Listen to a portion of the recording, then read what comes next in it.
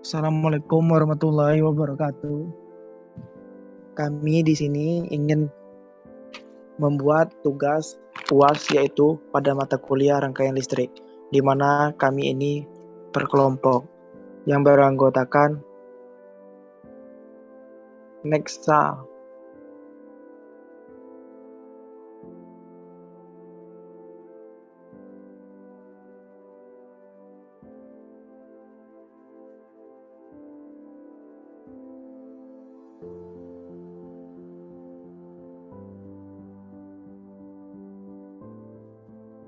Yang pertama, Sal. Sebelumnya,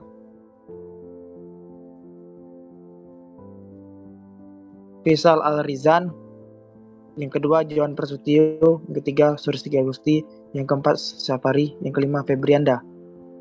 Next.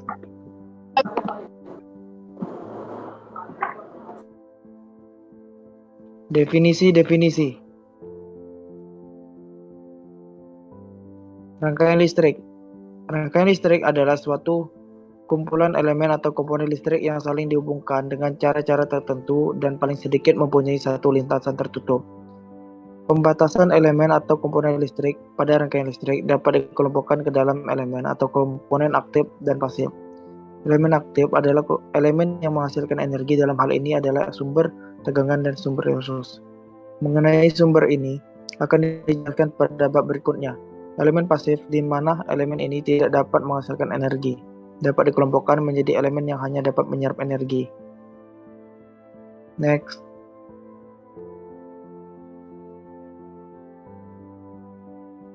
Elemen atau komponen listrik yang dibicarakan di sini adalah 1. Elemen listrik 2 terminal. Contohnya A. Sumber tegangan, B. Sumber arus, C. Resistor atau R, D. Induktor atau L, E. Kapasitor atau C. 2. Elemen listrik dari 2 terminal. Contohnya A. Transistor, B. op-amp.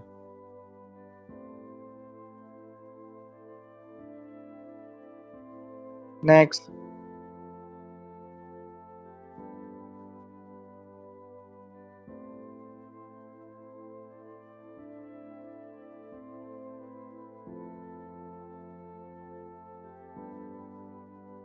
Arus listrik.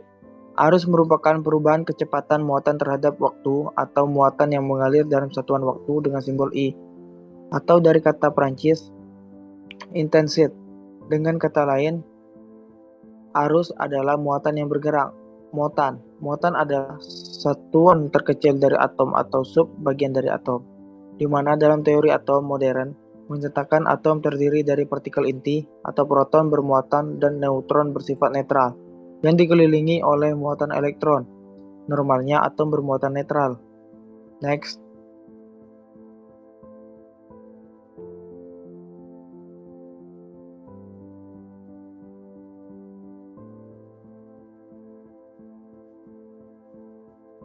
Macam-macam arus. 1. Arus searah atau direct current atau DC. Arus DC adalah arus yang mempunyai nilai tetap atau konstan terhadap satuan waktu. Artinya, dimanapun kita meninjau arus tersebut, pada waktu berbeda akan mendapatkan nilai yang sama. 2. Arus bolak-balik atau alternating current atau AC. Arus AC adalah arus yang mempunyai nilai yang berubah terhadap satuan waktu dengan karakteristik akan selalu berulang untuk periode waktu tertentu atau mempunyai periode. Next.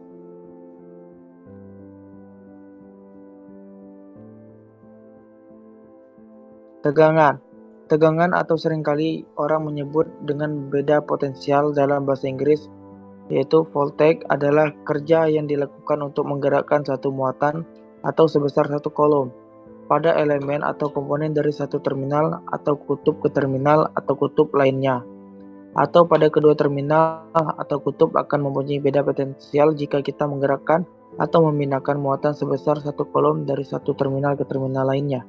Keterkaitan antara kerja yang dilakukan sebenarnya adalah energi yang dikeluarkan, sehingga pengertian di atas dapat dipersingkat bahwa tegangan adalah energi persatuan muatan.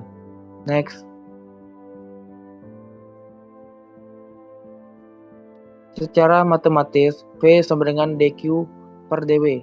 Satuannya adalah volt. Pada gambar di atas, jika terminal atau kutub A mempunyai potensial lebih tinggi daripada potensial di antara di terminal kutub B atau maka ada dua istilah yang seringkali dipakai pada rangkaian listrik, yaitu next.